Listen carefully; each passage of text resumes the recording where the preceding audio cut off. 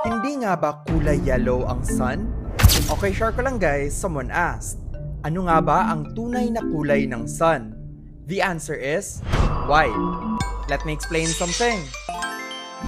Ang sun natin ay nagproproduce ng light at ang light na ito ang siyang nagbibigay ng kulay sa sun dito sa Earth. Ganito kasi yan.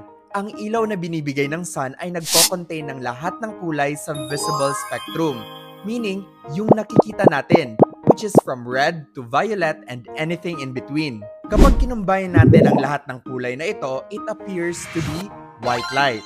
Dito sa Earth, nakikita natin ang sun bilang yellow, red, or orange, at ito rin yung nakasanayan natin mula bata. Pero bakit nga ba? Dahil ito sa tinatawag nating atmospheric scattering. Kapag ang sunlight ay tumama sa atmosphere ng Earth kung saan may mga air molecules dito nagkakaroon ng scattering or pagkalat ng kulay.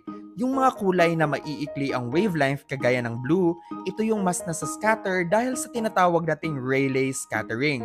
Mas nag-i-interact kasi ang maliit na particles ng air sa maikling wavelength kagaya na lang ng blue. Kaya mas nakakalat ito. At dahil mas nakakalat nga yung blue, nakikita natin ang sky bilang blue. Samantala, ang red, yellow at orange na mga kulay, ito yung mahahaba ang wavelength. Kaya hindi ito gaanong nasa scatter or kumakalat.